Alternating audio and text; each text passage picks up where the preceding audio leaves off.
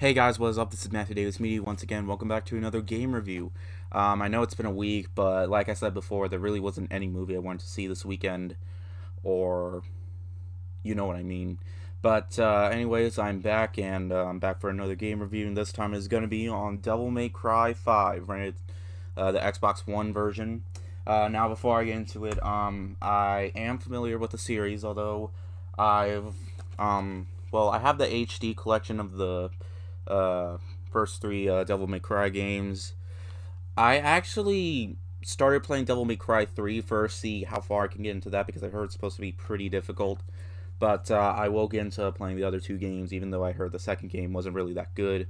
But yeah, I am familiar with the series. So, anyways, Devil May Cry 5 is the first, or no, not the first, is the fifth installment, obviously, of the Devil May Cry series. Except it's actually the sixth since the last Devil May Cry game was a reboot called DMC Devil May Cry, Devil May Cry, Devil May Cry. So, and despite that game being pretty well received, it didn't hide the fact that the protagonist, the Dante in that game, was truly unmemorable as his hairstyle and stuff. But am I here to talk about the reboot? No, I'm here to talk about the fifth game. And basically, you play as three different characters. Dante makes a return. You got this character called Nero, and and you got V. You play all three of them in certain missions. First mission, you're playing as Nero. Next mission, you're playing as Dante. And you also get to customize your character, not in terms of clothes or anything like that, but from this girl, I forgot what her name was, in this RV that can help you like customize like your weapons, like your strength and abilities and stuff. You can also collect these little orbs along the way, or I don't know, rhombuses. So in case you die, you can always use one of them to continue the game. Now, basically, in terms of its story, it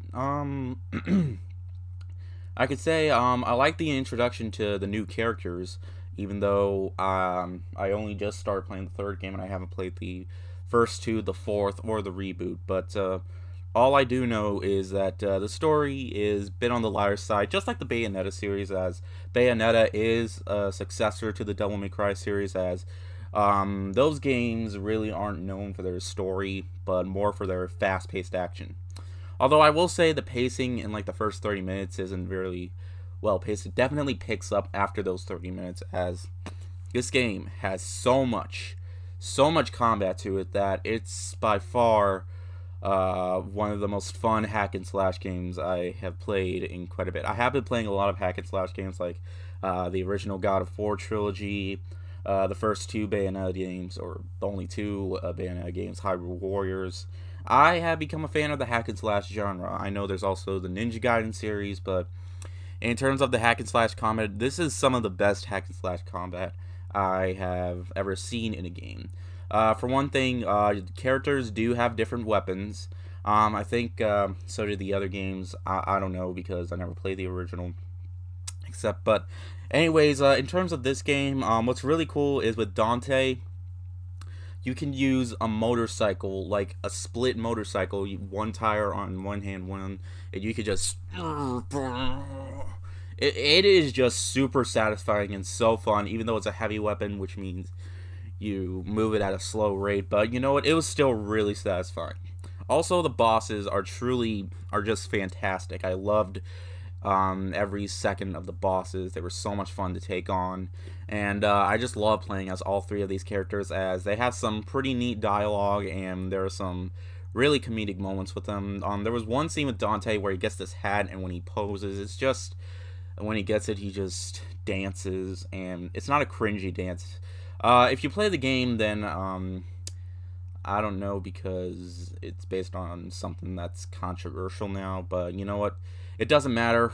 I came here to play a game, not get into controversial stuff. But from what I know of, this isn't a controversial game, so yeah, we don't really need to worry. So, the graphics, they look absolutely superb, even on I have two Xbox One. I have a Xbox One S and a regular Xbox One. I played it on the regular Xbox One, and it still looks absolutely superb. running, I believe, at 60 frames per second. And in terms of its, like I said, in terms of its story, I don't remember much from the story. All that I know is that,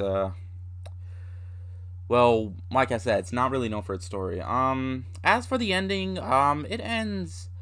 I could say, in terms of its ending, I could say that the best part was during the end credits when you can hack and slash your way just like in Bayonetta.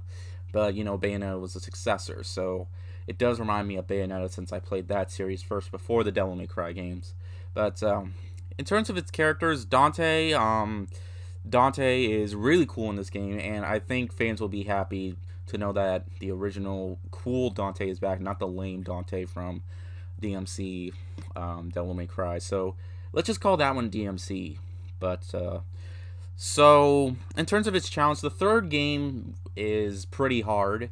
The fifth game I do feel is a bit too easy because I only had to revive myself just 2 times. Other than that, I got basically no game over screen.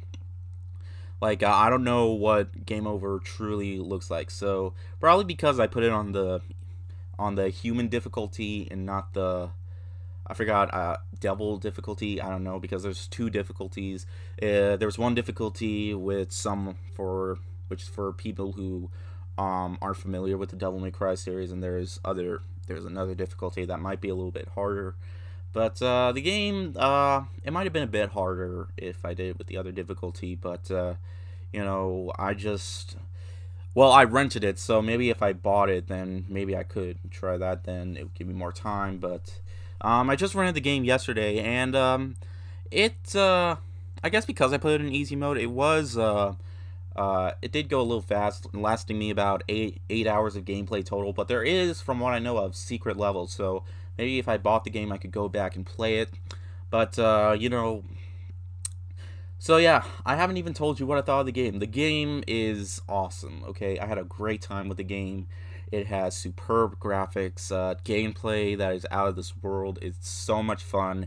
If you're not really into the story, I think you'll really be satisfied with the gameplay. This is something that I think basically almost all Devil May Cry fans will absolutely adore. This is strongly one of my picks for one of the best games of the year. I enjoyed it more than Kingdom Hearts 3. I don't think I enjoyed it quite as much as Resident Evil 2, but in terms of this also being a Capcom game, Capcom is on a roll this year. Like, it is just super impressive, and I could say props for them because they have really gotten in them. They really are bringing back their franchises to great roots, and I cannot wait for more of what they see, as they're definitely improving upon their gaming franchises, and this one is no different. So it's definitely worth the $60 price, and I highly suggest checking it out if you're a fan of the series.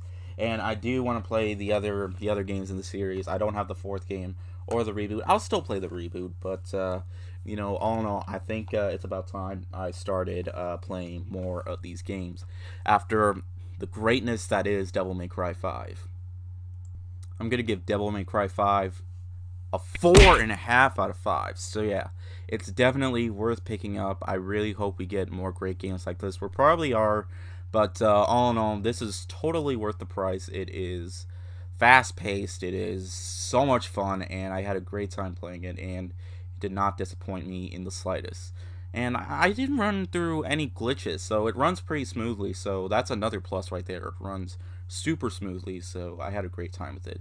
And like I said, I played this on a regular Xbox, so Xbox One, and it's just, I still had no issues with the controls and stuff. But yeah, thank you guys so much for watching. I cannot wait for Us to come out. Then next week I got Dumbo. Then week after that is gonna be my dad's birthday, and we're gonna see Pet Sematary and Shazam. So yeah, thank you guys so much for watching, and I'll have more videos out pretty soon, so don't worry, I'm still here. See you guys later. Word out.